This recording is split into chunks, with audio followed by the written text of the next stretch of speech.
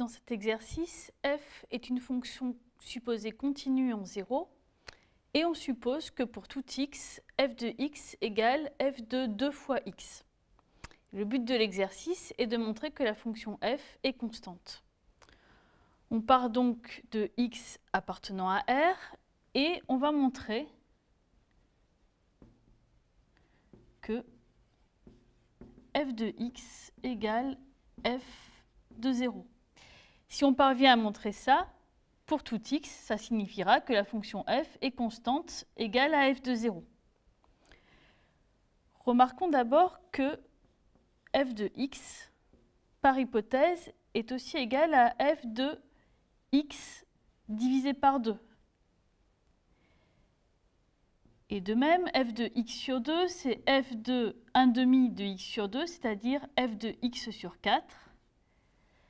Et on peut montrer facilement par récurrence que c'est aussi égal à f de x sur 2 puissance n pour tout n entier naturel.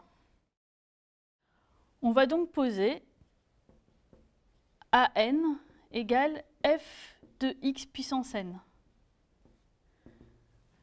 On vient de voir que a0 égale à 1 égale à 2, etc. égale à n pour tout n. Autrement dit, on vient de montrer que la suite an est constante. Ça signifie que pour tout n, an égale à 0. D'autre part, x sur 2 puissance n, lorsque x est fixé et que n tend vers plus l'infini, tend vers 0, puisque 2 puissance n tend vers plus l'infini. Donc, par continuité de f en 0, f de x sur 2 puissance n tend, quand n tend vers plus l'infini, vers f de 0. Autrement dit, on vient de voir que an tend vers f de 0. On peut maintenant conclure. On a vu que pour tout n, an égale à 0. Puisque c'est vrai pour tout n, on peut passer à la limite. Ce membre-là tend vers f de 0.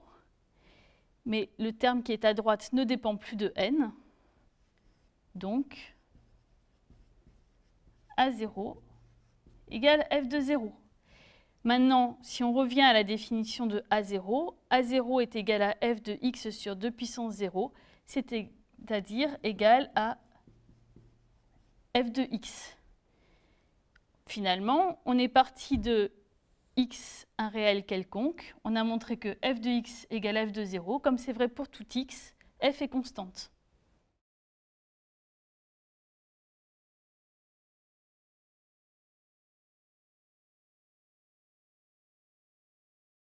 Le critère séquentiel donne une caractérisation de l'existence d'une limite pour une fonction f à l'aide des suites.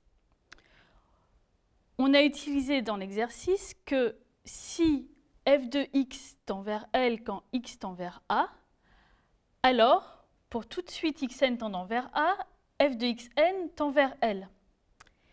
La réciproque est vraie, ce qui permet de caractériser l'existence de la limite L uniquement en regardant les suites f de xn pour toutes les suites xn tendant vers A. Une application très fréquente de ce critère est l'étude des suites définies par récurrence. On prend la suite définie par son premier terme x0 et ensuite par itération, c'est-à-dire qu'on pose xn plus 1 égale f de xn pour tout n positif. Supposons qu'on ait montré que xn tend vers A et que f est continu en A. Alors, si f est continu en A, ça veut dire que la limite de f de x quand x tend vers A, c'est égal à f de A. Donc, ici, on obtient que f de xn tend, quand n tend vers plus l'infini, vers f de a. Mais f de xn, c'est x indice n plus 1. Et donc, puisqu'on a supposé que xn tend vers a, xn plus 1 tend aussi vers a. On a juste fait un changement d'indice. Et par unicité de la limite, on obtient que a égale f de a, c'est-à-dire que a est nécessairement un point fixe pour la fonction f.